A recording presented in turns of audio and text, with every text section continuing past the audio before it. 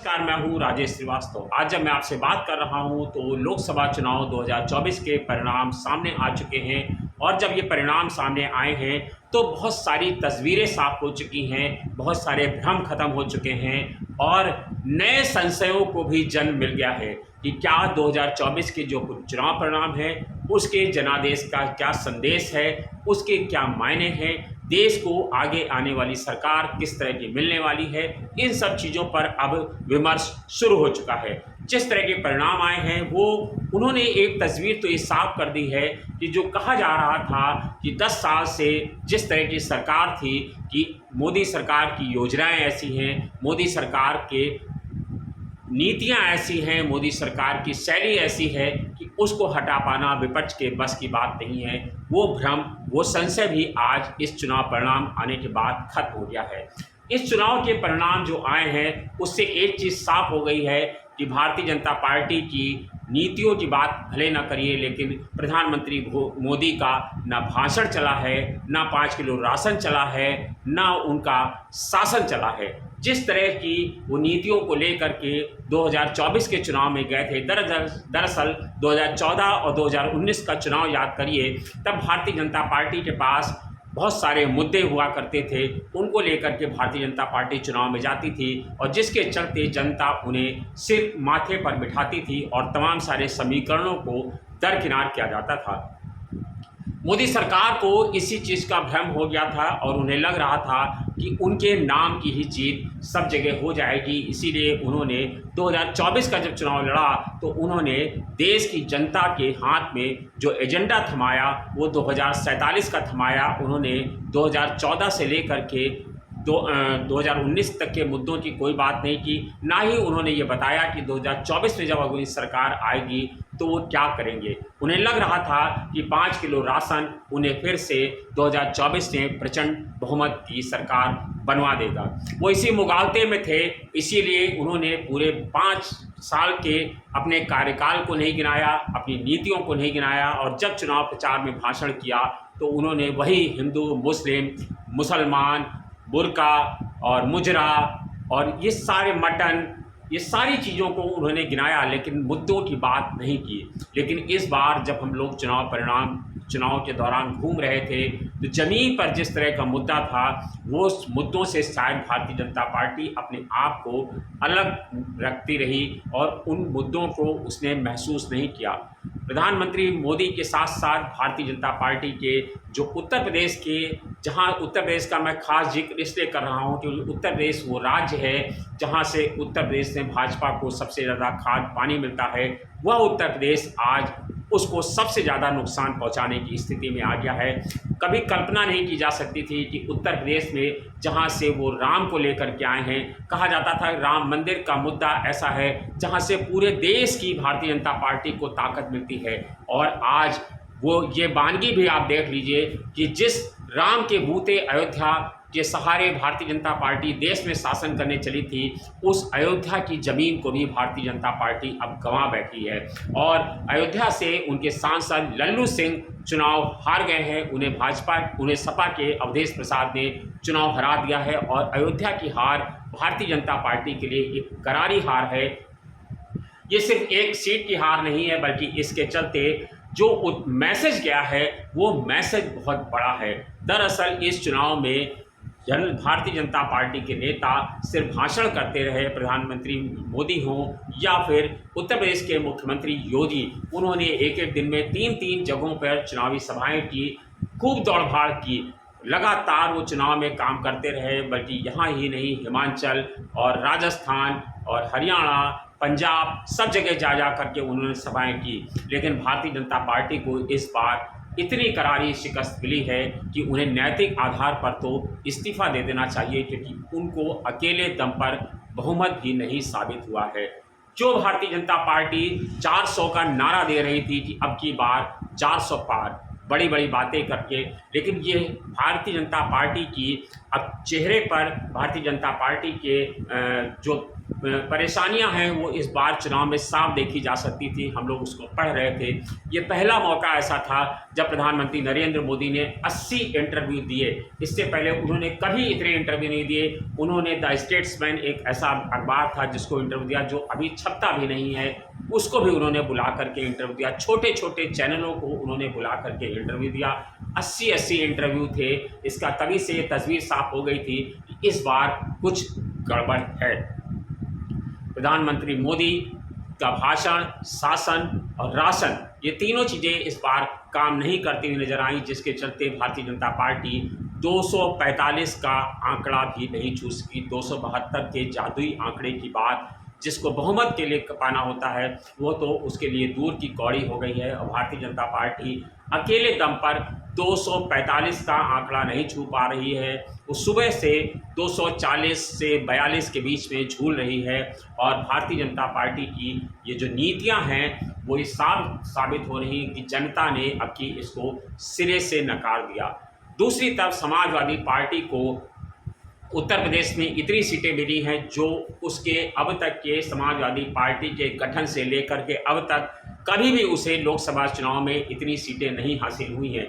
Mulayam Singh Sapa supremo जब हुआ करते थे उनके शासनकाल में भी समाजवादी पार्टी को इतनी सीटें कभी नहीं हासिल हुई थी जो उसे हासिल हुई है। भारतीय जनता पार्टी को का जो वोट बैंक शिफ्ट हुआ, दरअसल इस बार जिस लाभार्थी के बलबूते पर वो चुनाव लड़ रहे थे वो लाभार्थी का एक बड़ा वर्ग था दलित। इस चुनाव में दलित वोटर जो था वो एक बड़ा फैक्टर बन के उभरा और उसकी नब्ज कोई पकड़ नहीं पाया। जो दलित वोट था, जो बसपा का वोट बैंक था, बसपा का सजातीय वोट बैंक था, दरअसल इस चुनाव में वो कांग्रेस के साथ जाकर के खड़ा हो गया, जिसका लाभ समाजवादी पार्टी को अधिक मिला और कांग्रेस भी 7-8 सीटों पर बढ़ती हुई दिखाई पड़ी। लोग बड़े आश्चर्य से हैं, आज वो सोच रहे हैं कि आखिर कांग्रेस का न संगठन है न तो कांग्रेस के नेता ऐसी जगहों पर प्रचार करने पहुंचे, लेकिन उसके बावजूद कांग्रेस सहारनपुर में बढ़ रही है, कांग्रेस बाराबंकी में बढ़ रही है, कांग्रेस गाजियाबाद में बढ़ रही है, कांग्रेस उत्तर प्रदेश और अमेठी में राहुल गांधी के घर के एक सेक्रेटरी ने भारतीय जनता पार्टी को चुनाव हरा दिया और अमेठी से स्मृति ईरानी को करीब 1.5 लाख वोट से शिकस्त का सामना करना पड़ रहा है। तो ये जो समीकरण हैं वो ये साफ बता रहे हैं कि अब दलित उसके साथ से हट गया है और दलित ने इस बार अपनी घर वापसी की है।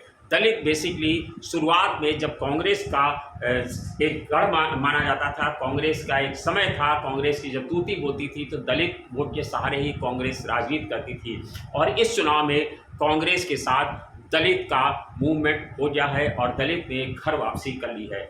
अब इस चुनाव में जो समीकरण उभर करके आ रहे हैं वो ये है कि क्या कांग्रेस सरकार बना पाएगी। दरअसल इस चुनाव में 2 खिलाड़ी ऐसे हैं जिनका बड़ा रोल अब सामने आ रहा है। वो हैं इंडिया गठबंधन के साथ अगर वो आते हैं तो इंडिया गठबंधन की सरकार बनती है, अगर वो एनडीए में रहते हैं तो एनडीए की सरकार बन जाएगी। क्योंकि अभी जो बहुमत का आंकड़ा है भारतीय जनता पार्टी को यानी कि एनडीए गठबंधन को जादुई आंकड़ा पार कर लिया है और उसकी सीटें 290 के आसपास आ रही हैं। उसे चाहिए सरकार बनाने के लिए 272, लेकिन भारतीय जनता पार्टी अकेले 241-240 सीटों पर है और वो बहुमत के करीब 30-32 सीटों पीछे है। इनके एनडीए गठबंधन की सबसे ज़्यादा सीटें जो अगर इनको छोड़ दें तो 2 पार्टियां ऐसी हैं जिन्हें ज़्यादा सीटें हासिल हुई हैं, जिसमें टीडीपी चंद्रबाबू नायडू की और जेडीयू नीतीश कुमार की पार्टी है। नीतीश कुमार आपको याद होगा जिन्हें पलटू राम कहा जाता है, वो कल प्रधानमंत्री नरेंद्र मोदी और अमित शाह से मिल करके गए, जहां उन्हें ये संदेश दिया गया कि वो मुख्यमंत्री का पद छोड़ दें और वो भारतीय जनता पार्टी को सौंप दें मुख्यमंत्री का पद और केंद्र में उन्हें रेल विभाग जैसा पद दिया जा सकता था। लेकिन कल जब वो बात कर रहे थे तो किसी को यह नहीं पता था और खुद भारतीय जनता पार्टी को नहीं पता था कि आगे आने वाला कल किस तरह की चुनौतियां लेकर के आ रहा है। अब जब समीकरण बदला है तो इंडिया गठबंधन के जो साथी हैं राजीव शुक्ला को इसकी जिम्मेदारी सौंपी गई है और उन्होंने और शरद पवार ने मिल करके ये कहा जा रहा है कि उनको लगाया गया है कि वो चंद्रबाबू नायडू से बात करें और नीतीश कुमार से बात करें। नीतीश कुमार के पार्टी के एक सांसद उन्होंने एक ही संदेश भी दिया है कि नीतीश कुमार से अच्छा प्रधानमंत्री पद का कोई उम्मीदवार नहीं हो सकता है। यानी उन्होंने एक गाजर लटकाई है और ये अपनी तरफ से एक संदेश दिया है कि प्रधानमंत्री का पद मिले तो नीतीश कुमार कहीं भी जाने को तैयार हैं। नीतीश कुमार अगर चले जाएं तो दुनिया में तो किसी को बड़ा आश्चर्य नहीं होना चाहिए, क्योंकि नीतीश कुमार की छवि इसी तरह सी है कि वो जिसकी सरकार होती है, जिसके साथ उनको अपना लाभ दिखता है, वो उसके साथ जाकर के खड़े हो जाते हैं। तो नीतीश कुमार जा सकते हैं। और इसी तरह से चंद्रबाबू नायडू हैं। चंद्रबाबू नायडू पहले कांग्रेस के साथ रह चुके हैं और अभी वो उनको एनडीए गठबंधन का संयोजक बनाने की एक कैरेट लटकाई गई है। प्रधानमंत्री नरेंद्र मोदी और गृह मंत्री अमित शाह ने दोनों ने उससे बातचीत की है और कहा है उन्हें एनडीए का संयोजक पद सौंपा जा सकता है। ऐसे में कहा जा रहा है चंद्रबाबू नायडू उनके साथ खड़े हैं, लेकिन ये चंद्रबाबू नायडू और नीतीश कुमार अगर इधर आते हैं तो निश्चित रूप से इंडिया गठबंधन की सरकार बन सकती है। अब तीसरे मुद्दे पर आते हैं। आज दरअसल ये वीडियो थोड़ा लंबा हो रहा है क्योंकि चर्चा जो है वो देश की है और बहुत गंभीर चिंता है, चर्चा है, इसलिए इसको सुनने के लिए थोड़ा सा आपको लंबा सुनना पड़ेगा, क्योंकि इंडिया गठबंधन की कल बैठक होने जा रही है जिसमें तमाम सारी चीज़ें होंगी। जब मैं आपसे बात कर रहा हूं तो प्रधानमंत्री कल के बैठक को लेकर चर्चा चल रहे हैं। उत्तर प्रदेश से मुख्यमंत्री योगी आदित्यनाथ, दोनों डिप्टी सीएम और धर्मपाल सिंह भाजपा के संगठन महामंत्री और भाजपा के प्रदेश अध्यक्ष संदीप भूपेंद्र चौधरी, ये सारे लोग मौजूद हैं मुख्यमंत्री आवास में। जब मैं आपसे बात कर रहा हूँ उसको बैठक हो रही है। पूर्वांचल में भाजपा को जो करारी हार मिली उसको लेकर के बैठक चल रही है। दूसरी तरफ इंडिया गठबंधन की कांग्रेस अध्यक्ष राहुल खड़गे और कांग्रेस नेता राहुल गांधी दोनों 24 अकबर रोड पहुंचे हैं और वहां पर बैठक चल रही है, प्रेस कॉन्फ्रेंस चल रही है। वहां पर भी तमाम सारी चीज़ें तय की जा रही हैं और कहा जा रहा है कि कल इंडिया गठबंधन की बैठक होगी जिसमें तमाम सारी तस्वीरें साफ होंगी। अब बात ये आ रही है कि क्या अगर इंडिया गठबंधन की सरकार बनती है तो क्या होगा, अगर भारतीय जनता पार्टी, चूँकि भारतीय जनता पार्टी खुद बहुमत में नहीं है, ऐसे में अगर वो सरकार बनाती है तो क्या होगा। अब ये सुन लीजिए, अगर भारतीय जनता पार्टी सरकार बनाती है तो इस बार उसे इस सरकार को बहुत मजबूत नहीं कहा जाएगा, क्योंकि प्रधानमंत्री नरेंद्र मोदी की भारतीय जनता पार्टी खुद अल्पमत में है। उसके पास 240 सीटें हैं जो बहुमत से 32 सीटें कम हैं। इसके लिए उसे सहयोगियों पर डिपेंड होना पड़ेगा। इसके चलते मोदी सरकार बड़े फैसले नहीं ले सकती है, मोदी सरकार कड़े फैसले नहीं ले पाएगी। उसे अपने गठबंधन के साथियों को समझना पड़ेगा। दूसरी तरफ विपक्ष मजबूत है, विपक्ष मजबूत होने के चलते राज्यसभा में उसे बहुमत नहीं होगा। ऐसे में तमाम सारे फैसलों के लिए, उस कड़े फैसलों को लिए उसे तमाम मंथन करना पड़ेगा और वो जब तक विपक्ष को नहीं साधेगी, विपक्ष को अपने विश्वास में नहीं लेगी, तब तक वो कोई बड़े फैसले नहीं ले सकती है। इसलिए मोदी सरकार जो 2047 का सपना दिखा रही है, वो 2024 के चुनाव में अगर किसी तरह से एनडीए की सरकार बनती भी है तो भी मोदी सरकार बड़े फैसले, कड़े फैसले ले पाने में सक्षम नहीं होगी। दूसरी तरफ अगर इंडिया गठबंधन की सरकार बनती है, वो ये तभी संभव है जब नीतीश कुमार और जो है चंद्रबाबू नायडू उसके साथ जाएं और निर्दलीय जो 18-19 की संख्या है वो सब कांग्रेस के साथ खड़े हो जाएं तो वो सरकार बना सकते हैं। उसके सामने भी बड़ी चुनौती होगी। बड़ी चुनौती ये होगी कि जो गठबंधन का नेता होगा सब अपनी अपनी बार्गेन करेंगे। अखिलेश चाहेंगे उन्हें बड़ा पद मिले, नीतीश कुमार खुद पहले से प्रधानमंत्री पद की डिमांड पर लगे हुए हैं, मान लीजिए उन्हें उप प्रधानमंत्री पद जैसा दिया जा सकता है। तो शरद पवार हैं और चंद्रबाबू नायडू हैं, कांग्रेस के तमाम सहयोगी संगठन हैं, वो सारे के सारे लोग चाहते हैं कि उसे एक कुछ ना कुछ मिले। तो ऐसे में इंडिया गठबंधन के सामने भी गठबंधन को लेकर के सरकार बनाने की बड़ी चुनौती होगी। और हालांकि कांग्रेस नेतृत्व हमेशा से गठबंधन की सरकार चलाने में माहिर रहा है। आपको याद होगा नरसिम्हा राव का दौर, जब पूरे 5 साल अल्पमत की सरकार चलती रही और उसको लेकर के कभी इस तनाव नहीं आया। इसी तरह से आप देख लीजिए मनमोहन सिंह की सरकार रही हो या कोई भी सरकार रही हो कांग्रेस की, कांग्रेस हमेशा गठबंधन की सरकार चला लेती है और जब वो गिराती है और दोबारा चुनाव में आती है तो वो फुल फ्लैश आती है। ऐसा कांग्रेस का इतिहास रहा है।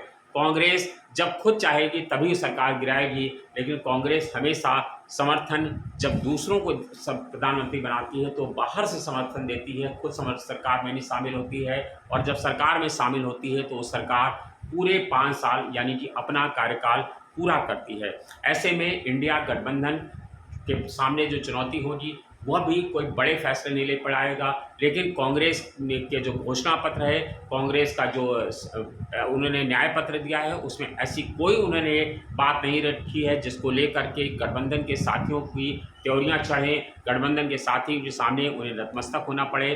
कांग्रेस अपने जिस तरह के वायदों को लेकर के आई है उसमें उसके सामने बहुत कोई चुनौती नहीं है। ऐसे में लगता है इंडिया गठबंधन अगर गठबंधन के साथ आती है तो वो सरकार बनाने की स्थिति में होगी। हालांकि ये सब अभी दूर की कौड़ी है, अभी फ़िलहाल जो बहुमत है वो भारतीय जनता पार्टी के साथ है, लेकिन ये भी चर्चा चल रही है और ये गंभीर चर्चा चल रही है कि जो गठबंधन के सहयोगी हैं हो सकता है वो प्रधानमंत्री मोदी के नाम पर ना तैयार हों और वो किसी नए नाम को लेकर के सामने आएँ, और ऐसे में हो सकता है कि प्रधानमंत्री मोदी के बजाय कोई दूसरा व्यक्ति प्रधानमंत्री बने।